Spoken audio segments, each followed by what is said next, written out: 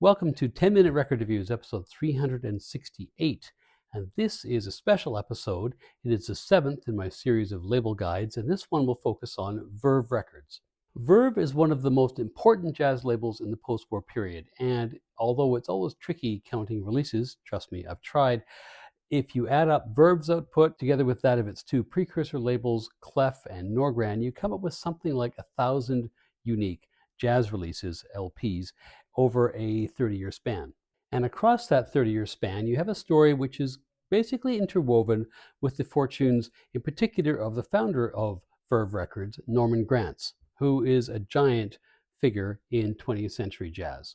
Amongst those giants of jazz who weren't really known as musicians, but much more as label bosses or producers or execs, he's right up there with Alfred Lion, with Rudy Van Gelder, with George Wein, with people who individually had a major impact on how the music of jazz developed. As Verve's founder and owner, Norman Granz was many different things. He was a groundbreaking promoter and entrepreneur. He brought jazz to places it had never been. He mixed styles of jazz that apparently couldn't mix. He took jazz out of tiny little clubs and into big venues. He was an ardent anti-segregationist whose career begins with a fight against racism and evolves to see him fighting against Jim Crow laws and to see black artists respected and treated equally. He was also a traditionalist and a loyalist. He never ceased championing some of his earliest artists, whom he rightly saw as legends in their own time, even after their own styles of music had fallen out of fashion. But of course, the story of Verve is not just about Norman Granz. Our old friend Creed Taylor has his own very significant chapter in Verve's history. And of course, it's also about the many, many artists who made Verve what it was. So in this video, I'll start with some background on Norman Granz. I'll talk about his earliest labels, Clef and Norgran, which ended up being folded into Verve. I'll talk about Verve's two great eras in the 1950s and the 1960s, the former being most closely associated with Norman Granz's last years at the label, in the 60s being much more associated with Creed Taylor. I'll describe the music championed by all three labels, and as usual, I'll offer some basic information for beginning collectors who are just starting to get into Verve.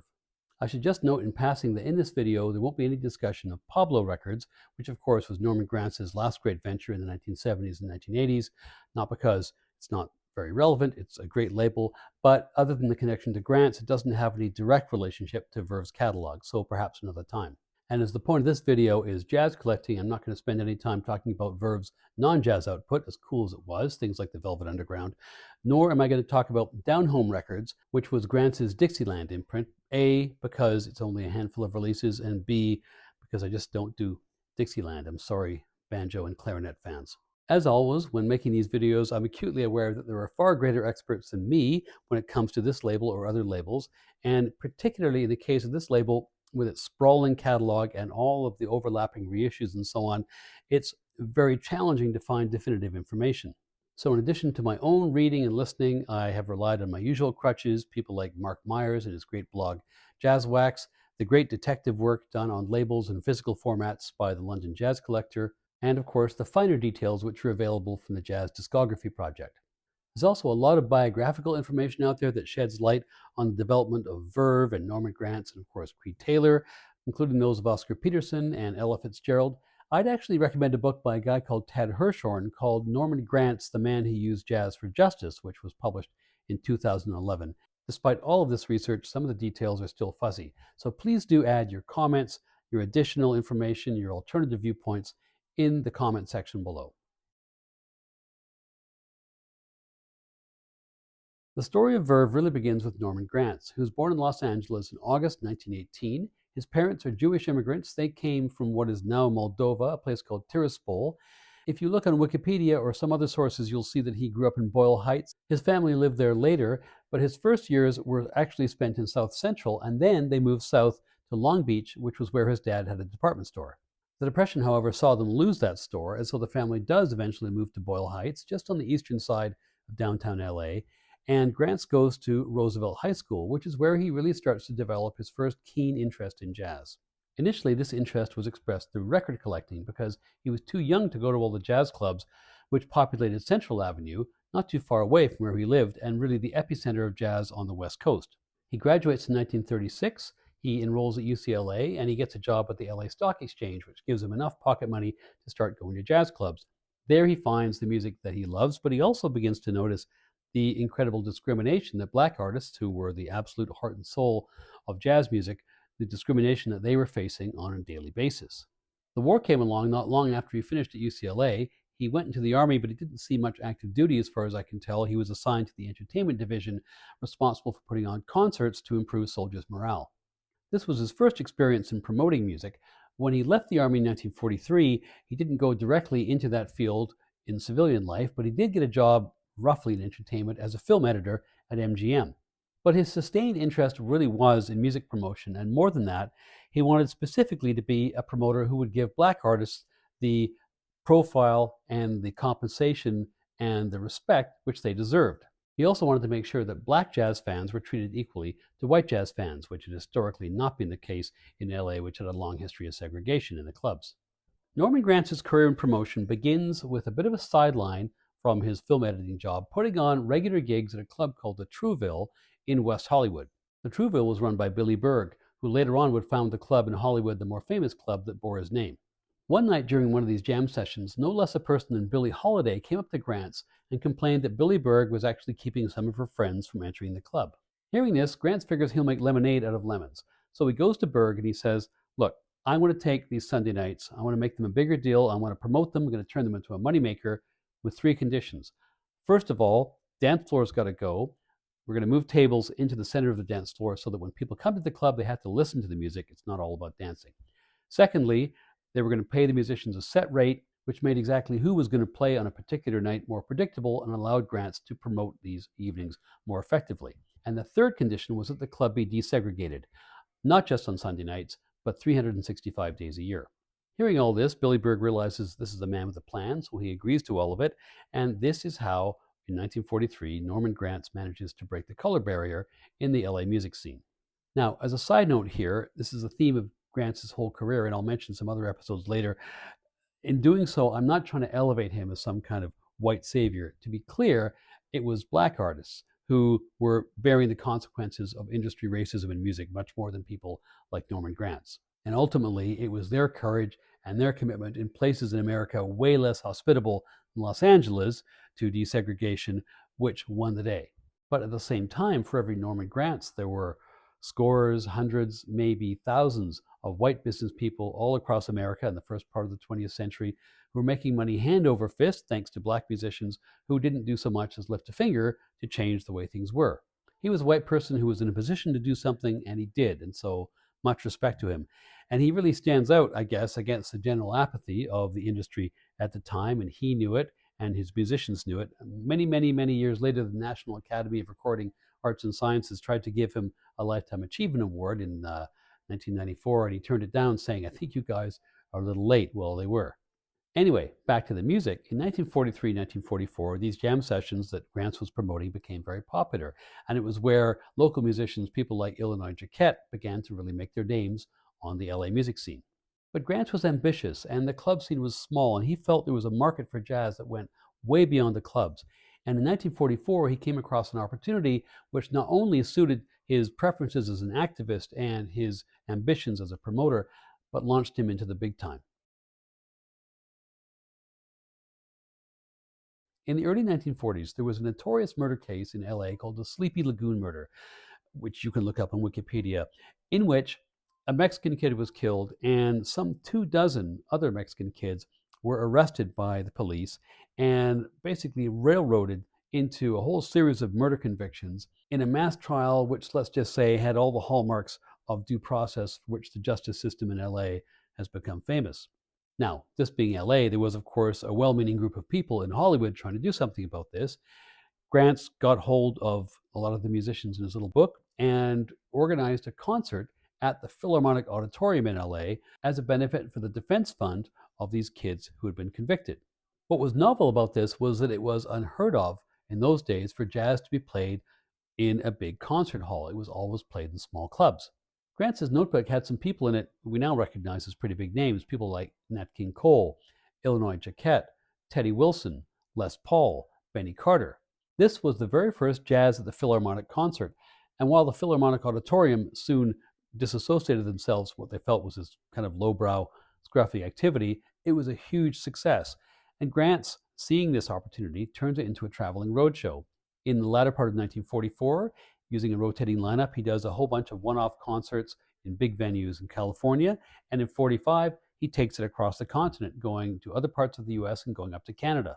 The phenomenon grew and grew and grew because he was taking jazz to places where people might have the records, but there had never been any chance that they would see these artists. And in Oscar Peterson's term, it was like your record collection coming to town. It became so successful, he began to do spring and fall seasons by 1947 and expanded to European tours in the early 1950s. Grants being Grants, he also saw that this was an opportunity to challenge segregation.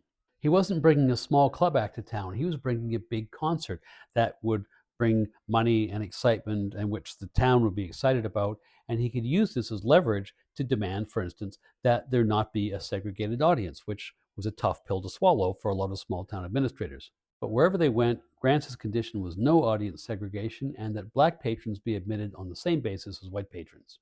This also extended to accommodations, with Grants insisting that his black artists be able to stay at the same accommodations that he did, and of course, the performances themselves featured integrated acts. There are all kinds of stories about the consequences of this. It led to the first mixed-race dance in Kansas City, the first mixed-race concert in Charlotte.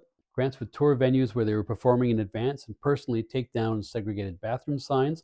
He would pull the plug on concerts where the authorities refused to desegregate, often at a big personal loss to himself. By his own estimate, he lost about $100,000 in 1947 alone by doing this, about $1.3 million today. As the saying goes, he was really walking the walk. But how does all this lead him to the record business? Grants had the idea that the energy and the dynamism of those basically jams he was putting on would translate well to records, bearing in mind that the live jazz record was not a thing in the mid-1940s. You had live performances sometimes on the radio, or you had studio recordings on records. He talks to a number of different labels and eventually persuades a guy called Moses Ash, who ran a label called Ash Records in New York, a very small label, to put out the very first Jazz at the Philharmonic live record. It's the first live jazz concert recording ever released, and Grants' instincts were right, despite the fact that Ash Records had very small localized distribution in the New York area. It turns out to be a big seller. So Grants and Ash decide to release more of these. Now, in the first year or so, those first few Jazz at the Philharmonic recordings are released either on Ash Records or on two other labels that Ash ran, Disc Records and Stinson Records. But these were small-time labels with very little distribution, and if Grants really wanted to take this to the big time, he needed a better deal. In 1948, Grants cuts a deal with Mercury Records, not only to promote and distribute these recordings of jazz concerts, but also to record and distribute the music of other artists he was now managing. In those early years, when Clef basically existed under the umbrella of Mercury, but not as an independent label, it was kind of tough to tell what was a Clef record and what wasn't. Sometimes Norman Granz is credited as a producer. Sometimes the word Clef is stamped in the dead wax. Sometimes the famous Clef trumpeter logo can be found on the label. Here's an example. This is a Mercury record from 1952, so a few years later. It's a 10-inch record. It's branded as a Mercury record, but it has Grantz's trumpeter logo. It doesn't actually credit Grants anywhere on the label, but it wouldn't be infrequent for other records to do that. So in that particular era, it's kind of difficult to determine what exactly a Clef record is or isn't. I think the only essentially reliable way is to look for a producer credit for Norman Granz. Grantz's deal with Mercury was done by early 1953, and his next step was to get serious about running his own record labels. In early 1953, Grants incorporates Clef as an independent label, and shortly thereafter he founds a separate label, Norgran, formed from his two names, and both were dedicated jazz labels. Around this time, he also buys a Dixieland jazz label called Down Home Records from a Dixieland musician, Lou Waters. He ends up putting out about a dozen records on that, all obviously Dixieland jazz. One thing that's a bit curious about this period is why Grants feels, having just founded Clef Records, that he has to found another jazz-focused label that really doesn't vary too much in terms of theme, Norgran Records, within a year. One thing that you will read is that Clef Records was having distribution backlog issues, and that therefore Grants founded another label to solve those distribution issues, the logic of which I don't really follow. Another reason, apparently, that Grants gave is that he wanted to put all his so-called cool jazz artists on Norgran and the other, what you might call legacy artists and the Jazz at the Philharmonic recordings on Clef. And I guess you could say that Norgran did feature some of the cooler players that Granz had signed, people like Lester Young, Stan Getz, Ben Webster.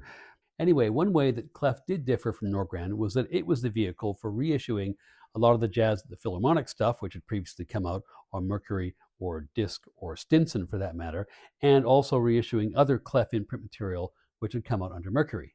Granz was able to do this because he'd kept the rights to those recordings, having failed to do that for the very first Jazz at the Philharmonic recording put out on Ash, which was the one that slipped away and he was never able to reissue, and that's why that is by far the rarest of all of those historical recordings, whether in original or reissued form.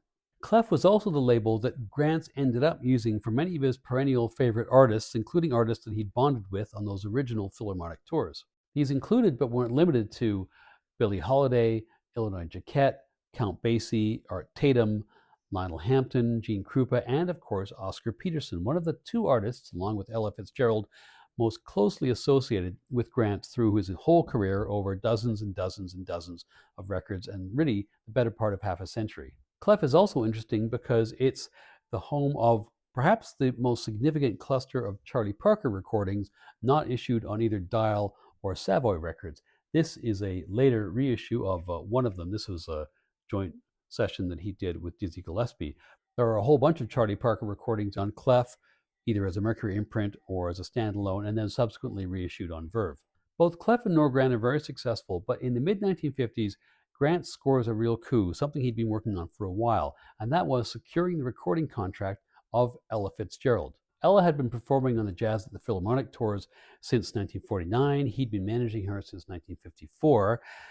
Through all kinds of circumstances, there's a famous set of photographs of Ella and other musicians being booked at a Houston police station by police, ostensibly because some people, not Ella, but she got booked anyway, had been playing dice, which was illegal, in the dressing room at the venue. But as Granz could see, and as pretty much anyone else could see, it was transparently an attempt to humiliate these globally famous black music stars for having the temerity to come to Houston and play to a desegregated audience.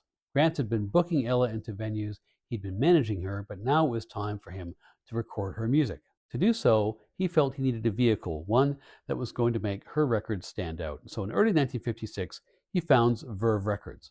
Verve was initially intended to be the home of Ella and other artists who could straddle the jazz pop divide. But by the late spring of 1956, Granz realized that he could take all three of his labels, which were all doing well, combine them into one, which would be big enough to challenge the big boys like Columbia and RCA Victor, and hence Verve Records, one label to rule them all, was born. The early years of Verve are interesting. In some respects, these years can be seen as a full confirmation of Granz's arrival and establishment as a major force, not just in the jazz scene, but also the pop scene, because the artists he's now recording are extending beyond the boundaries of jazz proper. In addition to Ella, Verve had added a number of jazz pop vocalists, people like Anita O'Day, Fred Astaire, Tony Harper, Monica Lewis, Rose Murphy, and they'd even branched into comedy. There are some great records by Jonathan Winters, of all people, on Verve. And needless to say, Verve was also being sustained by Granz recording the greats of jazz, people like Count Basie, like Dizzy Gillespie, like Oscar Peterson, like Stan Getz. This period, too, in the later 1950s, after he's founded Verve, is also the time of what is arguably Granz's crowning achievement in the recording studio, which is Ella Fitzgerald's series of songbook recordings. These are the records, often issued in multiple volumes, where Ella would create often definitive jazz versions of the greatest compositions of Cole Porter, of the Gershwins, of Rodgers and Hart, of Harold Arlen, giants of 20th century American popular composing. But this period for Verve is also a bit paradoxical, because it's also the time when Granz is starting to move away from being an innovator to, if not being yesterday's man, I think that's a little harsh, than to being somebody who was no longer associated with championing what was new and exciting in jazz. Standing back and looking at the American music scene in the late 1950s, clearly the most exciting thing that was happening at that point was Elvis Presley and his imitators, and somewhat more distantly, perhaps, the big explosion in modern jazz that was leading to hard bop and to soul jazz and to modal jazz and to the avant-garde. Maybe this wasn't the time for Norman Granz to be looking backwards to the Gershwins and Cole Porter, at least not in a business sense. But Granz was, as I've mentioned, a traditionalist. He was very much a product of the swing era, and that is where his loyalties and his preferences tended to remain. While there are a few modernist musicians who pop up in Verve's peak years, they're swamped by musicians of a more traditional bent. So what I prepared here is a graphic which shows the most frequently recorded artists on Verve. And as you can see, these are all amazing musicians or amazing singers or both. But with the exceptions of Cal Tjader, Bill Evans, Jimmy Smith, Stan Getz, just for the sake of argument, for the most part, these are musicians who belong stylistically to the first 10 years after the war, 1945 to 1955. And other than the four I mentioned, very few of the rest of them ended up adapting to musical styles introduced after that point. So in general, hard bop, modal jazz, and most certainly avant-garde jazz ended up passing Verve by. This is in part happenstance, but I think it also owes a lot to the fact that Granz's tastes, loyalties, and allegiances were to the great players in jazz of the 1940s, most of whom were of his generation. The younger players who came along playing hard bop, playing modal jazz, the avant-garde players were all about 10 years younger. Thus, the paradox for Verve is that just as Granz is really standing on top of the mountain, having consolidated himself with a major jazz label, he also has a roster of artists who are essentially oldies but goodies. And perhaps it's no surprise that Granz's own nostalgic proclivities lead to him falling out of love with running this label as the end of the 1950s approached. Towards the end of Granz's tenure running Verve, he'd overseen a lot of growth in the roster into different genres, a lot of what passed for adult contemporary in America in the 1950s, some of those songbook records, even some comedy records. His exploration of newer jazz trends, by his own admission, was really slowing down. He had wound up the Jazz at the Philharmonic concerts in America in '57. He'd kept the European tours going, but margins weren't really what they were, possibly because Granz's own interest in presenting newer jazz material was waning. In fact, part of the reason he kept the European tours going at all was that he enjoyed being in Europe. And in 1959, he decides to move there permanently to Switzerland. And as 1959 turns into 1960, he also decides it's time to sell Verve. Now, the first suitor who appears on the horizon, of all people, was Frank Sinatra, who was at the peak of his own international popularity at that point and had been with Capitol for a while and wanted to buy his own label. The problem was that Granz and Sinatra didn't like each other. They had had beef ever since an episode during a TV show when Sinatra and Ella Fitzgerald were supposed to perform together, or maybe they weren't. Anyway, they argued about it, fell out about it, and that beef continued on for years and years and years through all kinds of other and less savory iterations, and you should read Tad Hirshhorn's book to get a better sense of it. Nevertheless, they shared an entertainment lawyer, a guy called Milt Rudin, who gets into a handshake deal to have Sinatra buy Verve, but Sinatra's condition is that Granz continues on running the label. Well, Granz doesn't want to keep working at Verve, and I'm almost certain he didn't want to work for Sinatra, so the deal falls apart.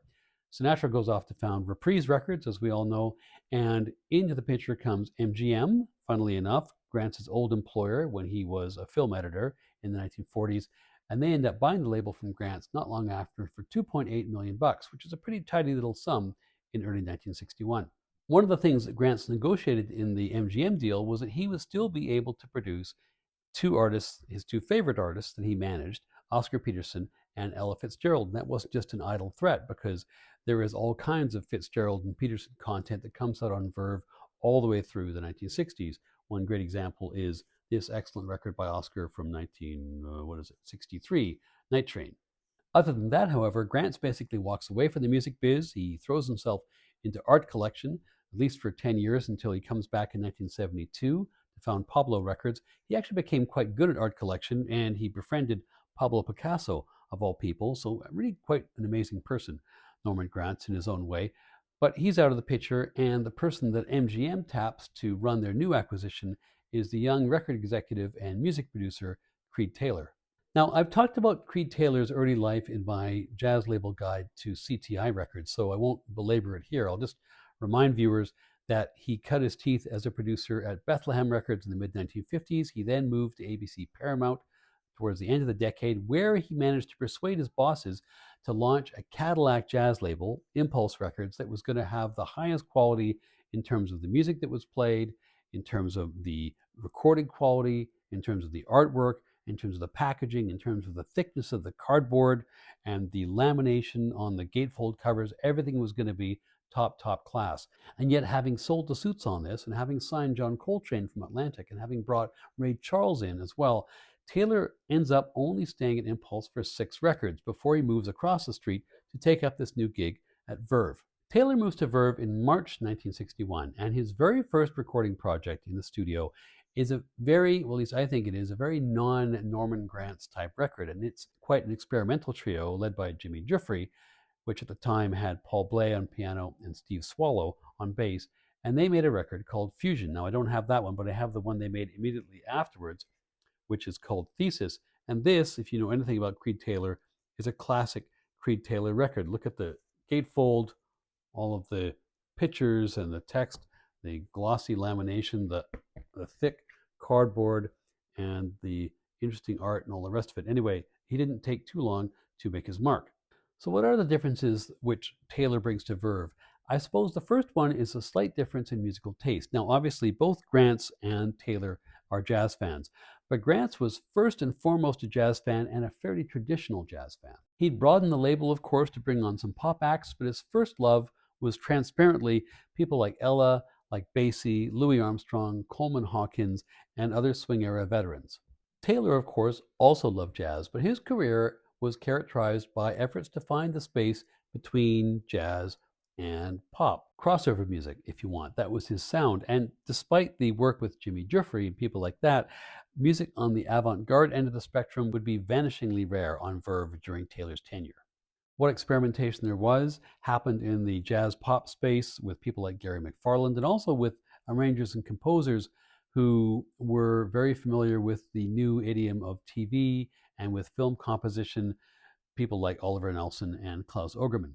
The second difference between Taylor and Granz is that Taylor is probably the purer business person of the two and less of a loyalist, nostalgic romantic, and he gradually relieved Verve of its commitments to a stable of artists whose time in the sun had come and gone.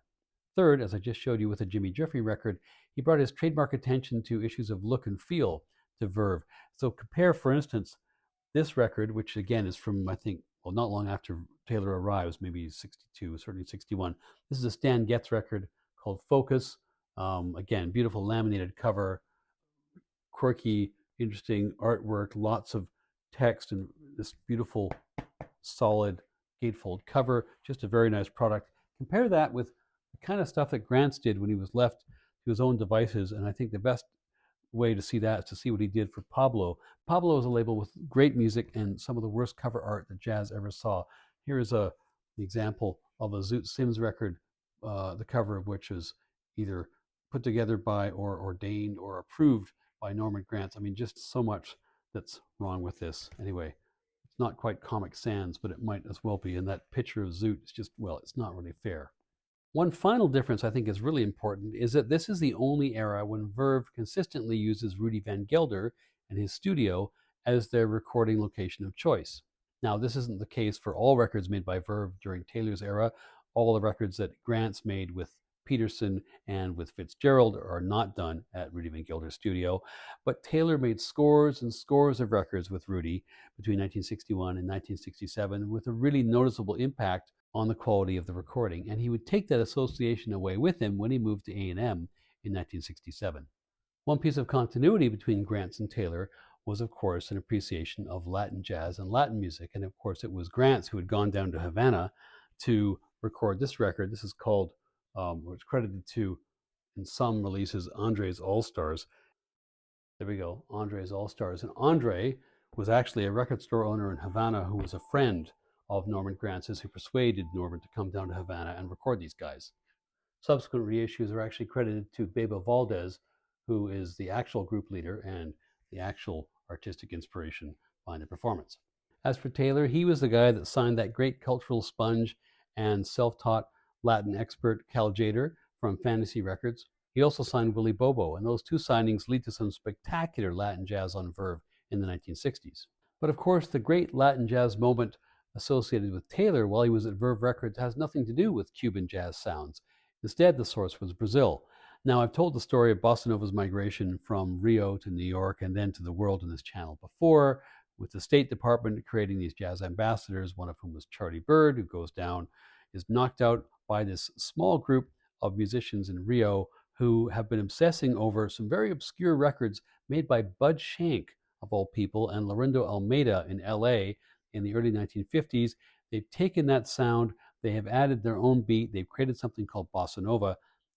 Byrd is wowed by it, goes back, he tells Stan Getz. Stan Getz tells his producer, who is now Creed Taylor, and Taylor says, okay, get Byrd and his trio and yourself, and let's go meet in this church, and we're going to record a record. And of course, the record they record is this famous album, Jazz Samba, which includes the award-winning and chart-topping track Desafinado, which starts to spark this worldwide craze. Pretty soon in all this, Charlie Byrd was sidelined, I think probably for good reason, but Getz becomes a superstar when he's paired with real Brazilian musicians like Antonio Carlos Jobim and João Gilberto and his wife Astrid. And of course, this album, Getz Gilberto, is the album which they make. It wins several Grammys, becomes the record of the year. It basically turns practically everybody on the record into a household name. It's the 10th best-selling jazz album of all time. It peaked at number 2 on Billboard, and it made sure the elevators were never the same again. Creed Taylor never managed to top Getz Gilberto while he was at Verve. I don't see really how he could have done or how he could have aspired to. But in addition to having achieved probably all he could there, he also had an eye on the shifting sands of jazz, and he could see, probably before most of his peers, that what was really going on in jazz was an abandonment by black listeners of the music. They were going to Motown, they were going to soul jazz, they were going to Stax Records and High Records, but they weren't listening to jazz. He could see this was a big issue. He was also a hot property after his Grammy wins. And not long after those wins, who should come calling but another musician with a taste for Latin jazz and a taste for mashing up pop and jazz, Herb Alpert, who had just recently formed A&M Records with his partner Jerry Moss. They offered Taylor a pretty sweet deal for 1967, which was a salary of $200,000 a year over 5 years, complete artistic and creative control, and his own branded sub-imprint on A&M Records, which became Creed Taylor Incorporated, or CTI. That, of course, is another story, one I've already told, but when it comes to Verve, I think you can make the case that Taylor's departure to A&M essentially spells the end for the label. After he leaves, there are another 4 or 5 dozen LPs made by various producers and released on Verve as we move through the end of the 1960s. Most of those records are made by artists whose association with Verve dates back at least to the Taylor years, and in many cases to the Grantz years. Verve kept itself afloat for a while with non-jazz product. They had started an imprint called Folkways, and then that became Forecast a little later on. They released music by Frank Zappa and by the Velvet Underground. The tail end stuff that they did in jazz terms is actually pretty good. There's some great stuff by Bill Evans. There's George Benson's early records. There's some stuff by Jimmy Smith, Kenny Burrell, and of course the old standbys Stan Getz, Ella, and Oscar. But by the early 1970s, the jazz side had really slowed to a trickle and was not really on point. They had very little in the way of soul jazz. They had almost nothing in the way of the avant-garde. They had very little that was funky. They had no nimble-fingered fusion wizards. And Verve basically fades into the background by 1971-72. And in 1972, MGM decides to get out of the record business and sells MGM Records and Verve and the rest of their holdings to Polydor, who turned it all into Polygram. And from there, you'll be unsurprised to hear Verve's story is one of cascading buyouts and mergers. Now, it's not all bad news. There are some subsequent flourishes of new music during Verve's what you might call corporate era. One of those begins in the later 80s. You've got music from old favorites like Charlie Haydn, Tom Jobim, Ron Carter, Randy Weston, Betty Carter, Abbey Lincoln, and Joe Henderson. There was also some genuinely new artistry in there, like the James Taylor Quartet, and some pretty big names have made records for Verve in the last couple of decades, people like John Batiste and Samara Joy, and the pride of Nanaimo, BC, Diana Krall. The name lives on as the Verve Music Group, which includes Impulse and Mercury and Bethlehem and Riverside and some other labels, all owned by Universal. But the story of Verve as a distinct force in the history of jazz is basically done by 1972. As I mentioned, I think there are something like 1,000 long-playing unique releases in the history of Verve, from the founding of Clef Records in the early 1950s to the Polydor sale in 1972. And Verve, as I've also mentioned, partly because of the era in which Verve came to be, with all the different formats and so on, ends up engaging in copious reissuing and repackaging and compiling of earlier material from the old Mercury stuff and the old Disc and Stinson releases and the Clef and Norgran recordings and 78s and 45s and so on. It can be pretty confusing to figure out what's what. So anyway, in light of all that, here's what I've come up with as a guide to people who are just getting into collecting Verve. I will confess in saying all this that my own Verve collection is about 60 to 70 titles, not as extensive as my Blue Notes or my Contemporaries or my Impulses. And so some of what I'm going to relate is necessarily secondhand, culled for the most part from the resources I mentioned earlier.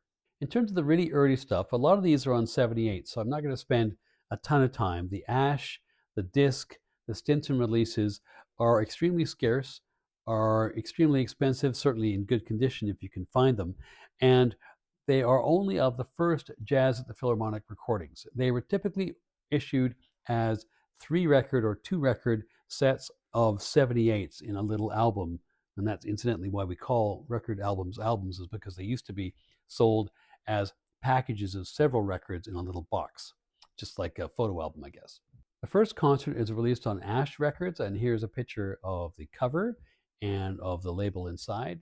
Disc Records, which as I mentioned is also owned by Moses Ash, then issues the second, third, fourth, and fifth concerts of Jazz at the Philharmonic.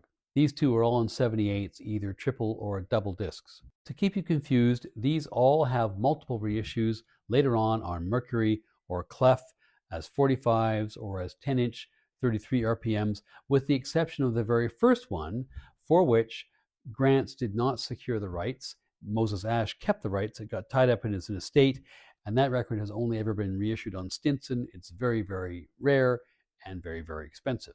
By the time of his Mercury deal, Granz had a little more momentum. So his records typically have his branding. Either he himself is given a credit right on the label as the supervisor of the music, or there's Clef stamped to the dead wax, or his trumpeter logo, or even Clef Records is written somewhere on the label. It's on Mercury that the majority of the Jazz at the Philharmonic first releases occur. A lot of these are still 78s. Label-wise, it's a bit of a mess. There's a kind of a beige label, at least at the start, with a red trumpeter like this. Soon, however, he gets a nice silver and black glossy label. You can see it's got the deep groove, like all records, pretty much all records from the 10-inch era. It has a trumpeter logo. It doesn't give Granz a credit, though sometimes he would get a credit. Sometimes the trumpeter logo is there, and sometimes there's just a generic Mercury label. If you look at this Flip Phillips record or this Charlie Parker with Strings record, they credit Granz, but they've got this generic Mercury label of the day. As to why the trumpeter logo occurs sometimes and sometimes not, it's not that clear. As far as I can tell, it's mostly restricted to the Jazz at the Philharmonic releases, and it only sporadically appears on Granz products outside of that. The labels on his records on Mercury are typically black, but not always. Here's a maroon or maybe a brown one, a Bud Powell record, which also has no trumpeter. But in general, as we move towards 52, 53 and the closing of the Mercury deal, it's a silver and black motif, normally with the trumpeter logo and a deep groove. Sometimes you'll find a Clef stamp in the dead wax. The Clef era proper runs from 1953 until it's rolled into Verve in 1956. Early on, Clef is dominated by Granz reissuing his old material. Now he owns his own label. But then increasingly, the new stuff takes over. Now, there are 5 main release series under the Clef banner. All but one of these series were originally released by Clef in a 10-inch format, which was the dominant industry format between 1948 and 1955. As we get into 54, 55, 12-inch releases start to creep in. Clef also issues some 78s, but I'm not going to dwell on those because frankly most viewers are going to have a hard time finding them and an even harder time playing them. Here's the best I can do in terms of an overview of these series. It's kind of challenging to keep these straight, particularly as regards reissues, especially the Jazz at the Philharmonic ones. And I'm not too convinced that keeping the different series for Clef distinct matters that much because the theme of the music doesn't really change from series to series. The first series is Clef's Jazz at the Philharmonic series, and this runs from Jazz at the Philharmonic Volume 2 to Volume 14. All of these are reissues of prior Mercury titles with very, very similar labels, except for the fact that Clef has been substituted for Mercury at the top of the label. After these 14 reissues, there are then 3 Jazz at the Philharmonic concerts which are released on Clef, which had not previously been released on Mercury, with the exception of number 15, which is released on both, which is a little bit confusing. I assume that's when the label changeover took place. Numbers 15, 16, and 17 got a whitish label with the red trumpeter, and 16 and 17 are released, as I said, on Clef only. The Clef 100 series start with MGC and then have a 3-digit number beginning with 1. Some of them are reissues of records originally put out on Mercury. Some of them are compilation of Mercury 78s or singles or EPs. Some, however, are new material and really great material. And an example is the record Stan Getz Plays, which is MGC 137. I have a much later reissue on a strange English label, Music for Pleasure, which was an EMI reprint, anyway, which adds some extra tracks, but it's just fantastic music. Another great example is MGC 140 by Teddy Wilson, called The Didactic. Teddy Wilson, typically quirky Norman Granz album title. And as you can see, these have the black and white Clef labels, which carry on the look and feel of the Mercury era. The Clef 500 series has just 13 titles in total. It's a mix of reissues and some newer stuff. There's no real difference in theme that I can detect from the 100 series. The new material includes, notably, MGC 516, which is a record by Django Reinhardt. The label, as you can see, is very similar, and it's not clear to me why this series was actually needed at all, given there's only 13 titles and the 100 series ended at 170. The Clef 600 series is far more extensive. There are about 90 titles, and once again, I'm a little bit hard-pressed to say, well, what's thematically different about this music from the other series that we've talked about, except to say that this series has numerous records issued as volume 1, 2, 3, 4, 5, 6, 7 of a certain set. So, for example, there are 7 Norman Granz jam session records. There are 10 Genius of Art Tatum records. It's also the series where an early version of the songbook records shows up, because you have this whole series of records by Oscar Peterson playing various composers. And again, you've got the silver and black label motifs. The Clef 700 series is only about 20 titles long, and it's essentially just a continuation of the 600 series, but now, I think, entirely on 12-inch vinyl. Here's the first of them, actually. This is Illinois Jacquette's Jazz Moods. I have it in plastic because, fortunately, the seams are splitting and it's falling apart. This is not actually new material. It's a reissue of an earlier 600 series issue of material which was actually in the can since 1951. Here's another example of the 700 series. This is a new recording at the time by Bob Brookmeyer. This is number 732.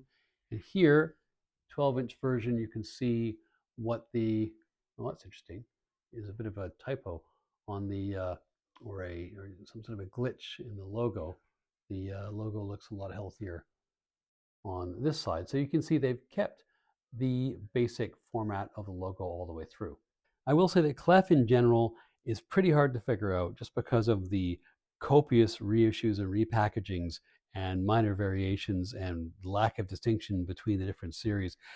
But it's okay because things get a lot clearer with Norgran Records. Norgran is founded shortly after Clef Records in 1954, I think, and there are only 2 series on Norgran, the 10-inch series and the 1000 series.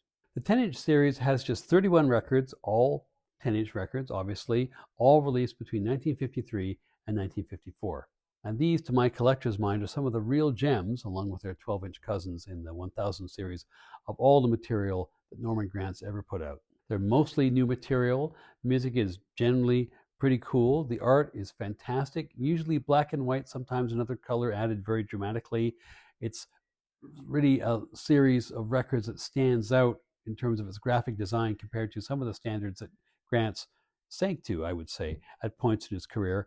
The labels also are very distinctive. They are all bright yellow, deep groove labels with a trumpeter logo. There's only one other Norgran series, as I mentioned, that's the 1000 series. And between this and the 10-inch series, there are many, many great recordings by Stan Getz, by Bud Powell, by Dizzy, by Lester Young, by Johnny Hodges, by Benny Carter, Anita O'Day, Tal Farlow. That's just a sampling. There's some great, great music on Norgran. Here is my only representative from this run. This is a collaboration between Lester Young, the president, and the Oscar Peterson Trio. It dates from something like 1954.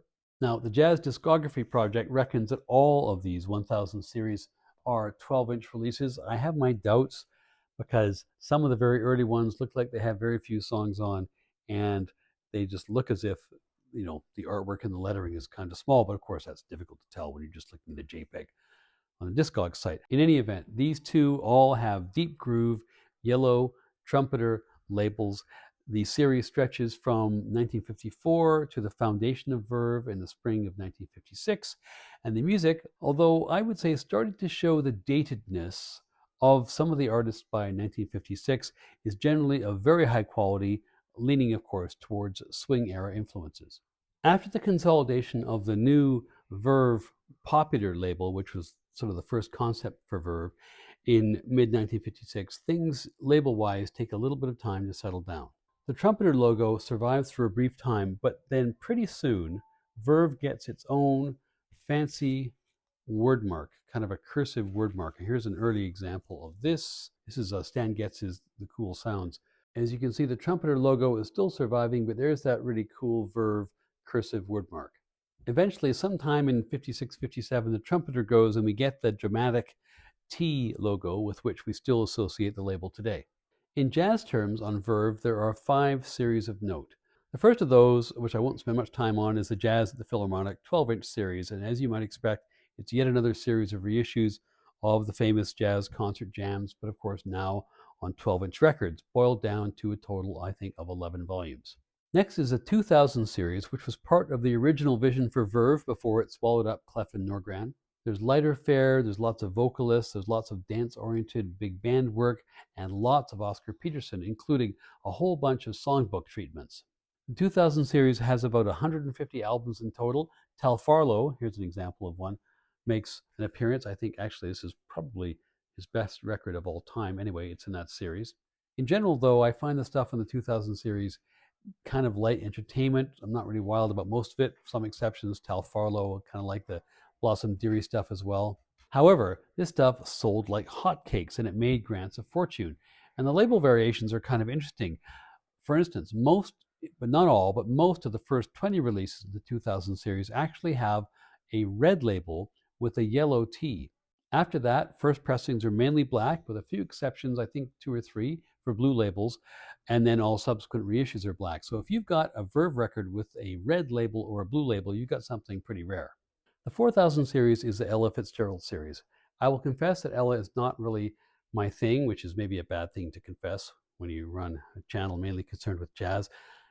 Be that as it may, Ella Fitzgerald's signing was, of course, the main reason that Granz set up Verve in the first place. There are 68 LPs in this series, and they run from 1956 all the way, I think, until 1967. Of those 68 LPs, all but 14 feature Ella Fitzgerald as a leader or a co-leader. It contains all of her songbook work, Ella swinging brightly, Ella swinging lightly, Ella swinging gently, Ella getting happy. All of that is there. These records have, of course, black labels with silver text. They have the Verve word mark. They have the Verve T logo. Deep Groove is there through 61, early 62, and then disappears as it typically does elsewhere in the industry. The 6000 series only exists between 1959 and 1960. This is the stereo series, when stereo was a weird new beast that nobody knew what to do with, so they created new labels and new series to accommodate it. It is largely, not exclusively, but largely composed of stereo issues of records which were already released as mono versions or were simultaneously released as mono versions. As I say, it only existed between 1959 and 1960, which many collectors would say were the dodgiest ever years for stereo, being so early. It was a new thing. producers and engineers were experimenting, sometimes to ill effect. Now, having said that, you can't really generalize, as most people I think would agree. Sometimes early stereo was good stereo, but if you're thinking about buying a 6000 series release, I would just take the time, if you have it, to do a little bit of extra research. Again, if you have the occasion to do so. Personally, in my collection, I don't have any. I've avoided them in favor of a mono version because why not? Label-wise, there are some interesting variations. You don't get the Verve T. Instead, you get this fancy, some would say space-age, stereophonic graphic, and the added benefit of living sound fidelity. Finally, the 8000 series, and of all the release series I've discussed, the 8000 series is the most substantial and the longest lasting. It runs from shortly after the inception of the label in 1957, through Granz's departure, through the Taylor years, and into the waning years of the label. In terms of my own collection, a lot of my Verves are from the 8000 series, partly due to my bossa nova and Latin jazz proclivities, and also because I have a general appreciation for Creed Taylor's work. Interestingly enough, well, I guess it's really only interesting for big record nerds, Taylor and Granz basically oversaw about an equal number of records in the 8000 series, each doing about 200 plus out of the 500 or so records in the whole series, and that divides neatly just at about number 8400. In terms of catalog numbers, while Granz was at the label, all 8000 series releases had the prefix MGV. Of course, that was in the period when all stereo releases were on the 6000 series. When Granz leaves, Taylor knocks off the 6000 series and a new numbering system comes into play with V followed by a 4-digit number starting with 8 for mono releases and V6 for stereo releases. Mono eventually disappears around 1968, and from then on, it's just simply V6. When it comes to the labels, other than the catalog number and the presence or absence of the word stereo and the disappearance of deep groove in the early part of the 1960s, there are very few substantial label variations throughout the decade. The black and silver motif, the word mark, and the T are all here to stay. Sometimes the Verve T is missing from the earlier releases where the trumpeter logo endures. This is a old Art Tatum release. This is from 57, I think. Anyways, you can see there is the trumpeter, there is the word mark, there is the Clef series statement, which again was inconsistently applied. In general, the music in these two eras, between the Granz 8000 series and the Taylor 8000 series, is as different as the two label bosses. Under Granz, it's pretty much a continuation of his oldies but goodies approach. So here's a classic Granz release. This is Ben Webster getting together with the gang, including Coleman Hawkins and Roy Eldridge and the great Ray Brown, Joe Jones on drums, no less. So it really is some of the old-time gang. Some really great players there. Nobody who was particularly cutting edge, you would say, in 1960 when that came out. Other very characteristic Granz releases are this by Dizzy Gillespie, Have Trumpet Will Excite, and this one, actually, this is a little edgier because it's got Herb Ellis, the guitarist, with Jimmy Giuffre sort of eyeing each other up on this particular cover. Of course, it wasn't all like that. There's also some younger artists like Jerry Mulligan leavened in there. This is kind of a classic Norman Granz approach, with Jerry Mulligan meeting someone from a different generation, Ben Webster. Actually, great record, incidentally. One further example of Granz actually moving slightly more towards the cutting edge is this reasonably experimental piece by Herbie Mann, I think from about 1960. We can all be grateful that Herbie's just generally fully clothed on the cover here. Now, when Creed Taylor comes in, jazz from outside the swing and the bop tradition starts to come front and center. First, or one of the first examples anyway, is Cal Tjader, who is this guy from the Midwest who moves out to LA and becomes an expert in Latin jazz, basically self-taught, and becomes internationally renowned as an exponent of Latin jazz by proper Latin jazz players, which is quite something for a guy with a name like Tjader. Anyway, he doesn't, I think, put out a bad record on Verve. Then, of course, the other thing which I mentioned before is this remarkable bossa nova eruption which occurs under Taylor. Here is another example of it, the Jazz Samba Encore, which is one of the other records which they rushed out to try and cash in on the craze. Bill Evans and Jimmy Giuffre offer something more modern and exploratory under Creed Taylor. Here's A couple of great records by Evans, actually three produced. I think all three were produced under Taylor. Trio 64, the Town Hall recording, and this is really good actually, because two of my favorites from different coasts, Bill Evans and Shelley Mann, with Monty Budwig as another West Coast player, a trio, I think at the Vanguard, if memory serves, anyway, called Empathy. Great record.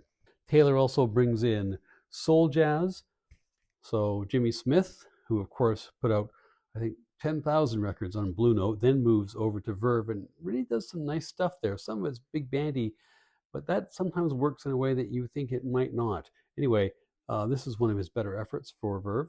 There's also under Taylor some great pop crossover work.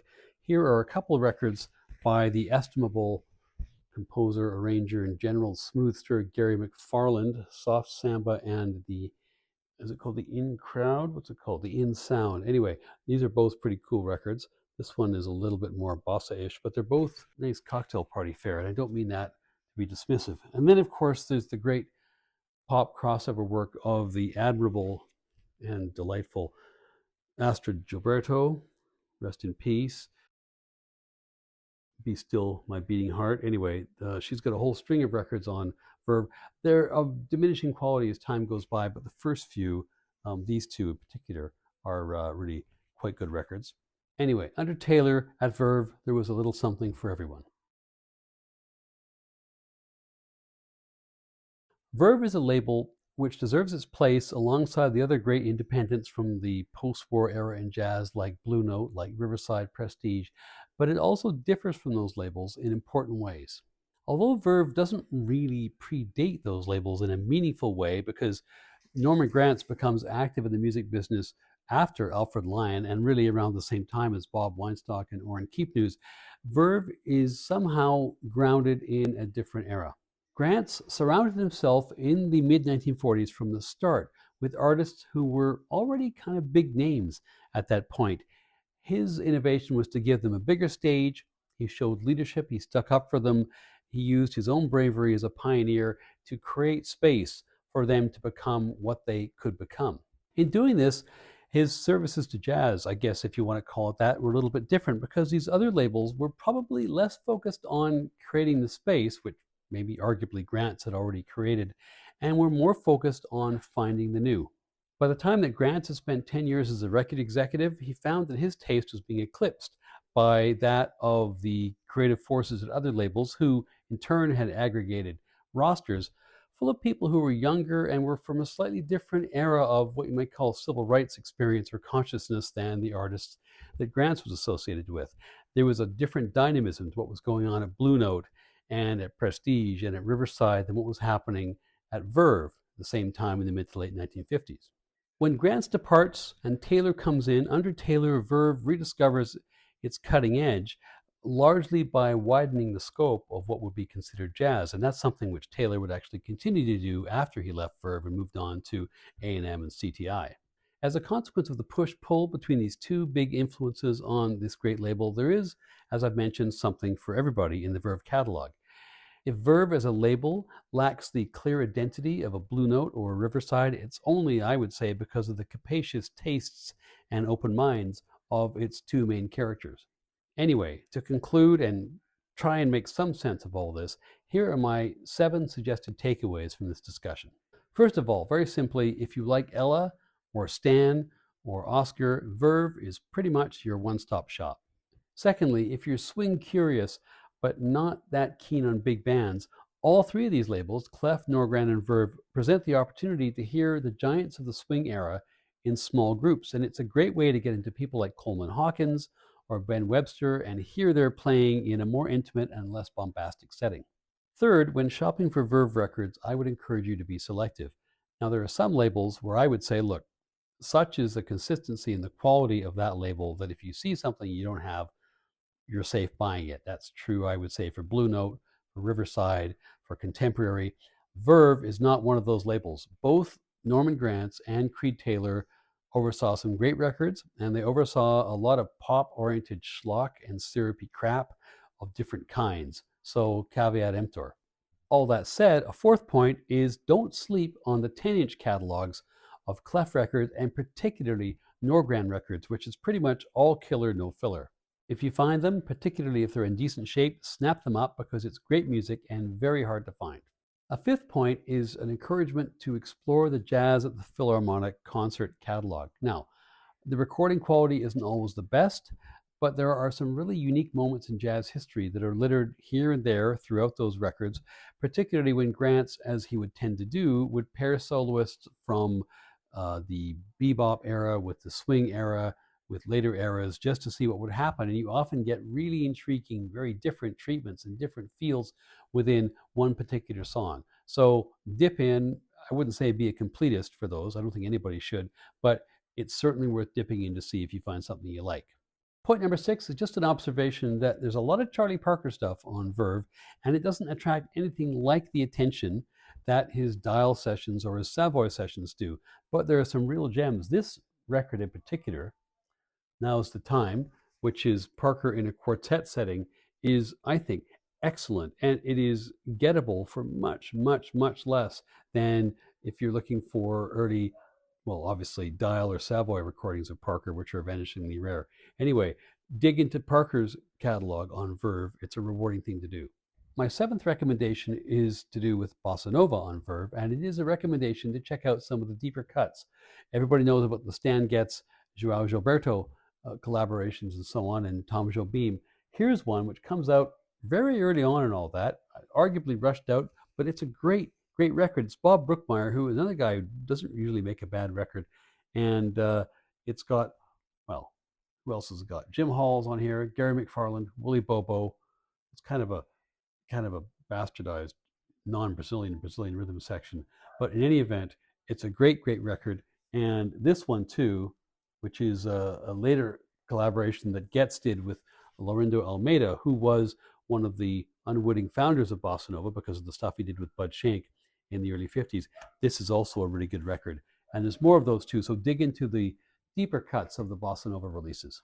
My final recommendation about Verve has to do with Latin jazz, and it is simply to say that neither Cal Tjader nor Willie Bobo ever put a foot wrong when they were recording for Verve, and I highly recommend you dig into their material if you haven't had a chance to do so already. And that's it for another label guide. So thank you very much for watching. I hope you enjoyed the video, and as always, please do leave your questions, your reactions, and any additions you want to make in the comment section below. Thanks, and we'll see you next time.